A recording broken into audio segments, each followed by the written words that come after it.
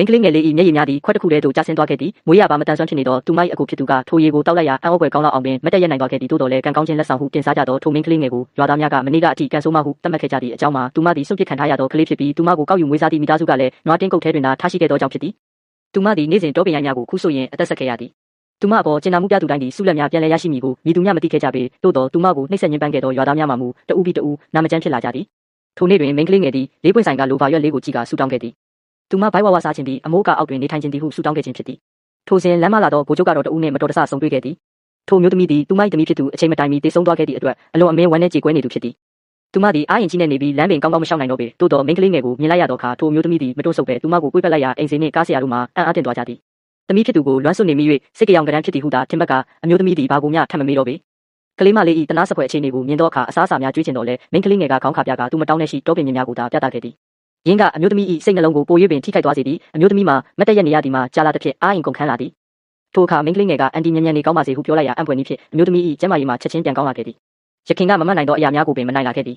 လူတိုင်းကထိုမင်းကလေးငယ်သည်ကံကောင်းခြင်းများကိုဆောင်ကျဉ်ပေးသူဖြစ်ကြောင်းယုံကြည်လာကြသည်စုံစမ်းမေးမြန်းကြည့်သောအခါသူမသည်မိဘမဲ့တဦးဖြစ်ကြောင်းသိလိုက်ရသည်အသက်9နှစ်အရွယ်ရှိတော်လဲသူမ၏ခန္ဓာကိုယ်မှာ2နှစ်3နှစ်အရွယ်ကလေးငယ်ကဲ့သို့သာရှိသည်အမျိုးသမီးသည်သူမကိုသမီးအဖြစ်မွေးစားရန်ဆုံးဖြတ်လိုက်သည့်ထို့သောဖြင့်မင်းကလေးငယ်၏ဆူတောင်းမှာပြေဝသွားခဲ့သည်ရေချိုးတန့်စင်ပေးလိုက်သောအခါသူမသည်ချစ်စရာကလေးရုပ်လေးနှင့်တူသွားသည်အမျိုးသမီးကသူမကိုမိသားစုနှင့်ပျော်ရွှင်စွာမိတ်ဆက်ပေးတော်လဲအကိုဖြစ်သူနှင့်မိတ်ဆက်ပေးသောအခါမျက်နှာညှိုးငယ်သွားခဲ့သည်ထိုကောင်လေးမှာမွေးရပါမတန်ဆွမ်းဖြစ်ပြီးဝီးချဲပေါ်တွင်သာအချိန်ကုန်ဆုံးနေရသူဖြစ်သည်မင်းကလေးငယ်ကသူ့ကိုကုသပေးခြင်းတော်လဲကောင်လေးမှာတကိုယ်တည်းနေလိုပြီးသူမကိုအနာမကတ်ခိုင်းပေရင်းကမင်းကလေးငယ်ကိုဝမ်းနေစေကသူမ၏မျက်ရည်များမှာခွက်တစ်ခုတည်းသို့ကျဆင်းသွားခဲ့သည်မိခင်ဖြစ်သူစိုးရိမ်နေသည်ကိုမြင်သောအခါကောင်လေးမှာအပြစ်မကင်းသလိုခံစားရပြီးညီမလေးကသူ့အတွက်ပြင်ဆင်ပေးထားသည့်အရာကိုကြည့်လိုက်သည်မမျှော်လင့်ပဲသူသည်ခြေထောက်များတွင်ခံစားချက်ပြန်ရှိလာပြီးအံ့ဖွယ်နည်းဖြင့်မတ်တက်ရနိုင်သွားခဲ့သည်မိသားစုဝင်အားလုံးကမင်းကလေးငယ်သည်ကံကောင်းခြင်းကျေပွင့်လေးဖြစ်သည်ဟုခိုင်ခိုင်မာမာယုံကြည်သွားကြသည်ကောင်လေးလည်းနောက်ဆုံးတွင်ပြုံးနိုင်ခဲ့သည်သို့တော်ထိုညတွင်မင်းကလေးငယ်သည်အိမ်မက်ဆိုးတစ်ခုမြင်မှတ်ခဲ့သည်သူမ၏ဖခင်မိခင်နှင့်အကိုတို့ဒဏ်ရာရနေသည်ကိုမြင်လိုက်ရခြင်းဖြစ်သည်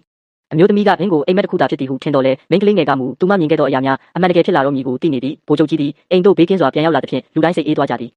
သူတို့အိမ်တွင်ကောင်းချီးမင်္ဂလာလေးတစ်ခုရောက်ရှိနေပြီဖြစ်ကြောင်းလူတိုင်းသိရှိသွားကြသည်ဗိုလ်ချုပ်ကြီးသည်မင်းကလေးငယ်ကိုမြင်သောအခါအလွန်ဝမ်းသာသွားသည်ထိုစဉ်စေတမန်တဦးရောက်လာပြီးဗိုလ်ချုပ်ကြီးကိုစပွဲတောက်ပွဲတစ်ခုသို့ဖိတ်ကြားလိုက်သည်မင်းကလေးငယ်သည်သူမ၏အိမ်မက်ထဲကမြင်ကွင်းကိုချက်ချင်းတရိယာသွားသည်ဖခင်ဖြစ်သူကိုကာကွယ်ခြင်းသောကြောင့်အတူလိုက်ပါရန်စွတ်အတင်းတောင်းဆိုခဲ့သည်ဗိုလ်ချုပ်ကြီးကလည်းသူ၏မွေးစားသမီးတစ်လေးကိုမိတ်ဆက်ပေးခြင်းတစ်ဖြစ်ခေါ်သွားရန်သဘောတူလိုက်သည်အမှန်တကယ်ပင်အိမ်မက်ထဲကလူသည်ထိုနေရာတွင်ရှိနေခဲ့သည်ထိုလူကဗိုလ်ချုပ်ကြီးအားမိတ္တူ6ခုထဲမှအစစ်အမှန်ပစ္စည်းတစ်ခုကိုရှာဖွေရန်ပြောကြားသည်အကယ်၍ရှာတွေ့ပါကသူ၏စစ်တပ်အားလုံးကိုလွှဲပြောင်းပေးမည်ဟုဆိုသည်သို့သောဗိုလ်ချုပ်ကြီး၏လူများကသူတို့သည်ရန်သူဝိုင်းရန်ခြင်းကိုခံထားရပြီဖြစ်ကြောင်းသတင်းပို့လာကြသည်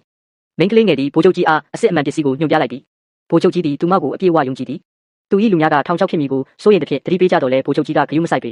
တိုက်ပွဲဖြစ်လာရင်လည်းအဆုံးထိရင်ဆိုင်မည်ဟုဆုံးဖြတ်ထားသည်ဗိုလ်ချုပ်ကြီးကမင်းကလေးငယ်အားသူမရွေးချယ်မှုအပေါ်တေချာသလားဟုမေးတော့အခါသူမကရင်းမှရွေးချယ်ရန်ကြံနေသေးသောထိုအရာမဟုတ်သေးကြောင်းပြန်ပြောသည်ထို့နောက်ချက်ချင်းပင်သူမသည်အစစ်အမှန်ပစ္စည်းကိုရိုက်ခွဲပစ်လိုက်သည်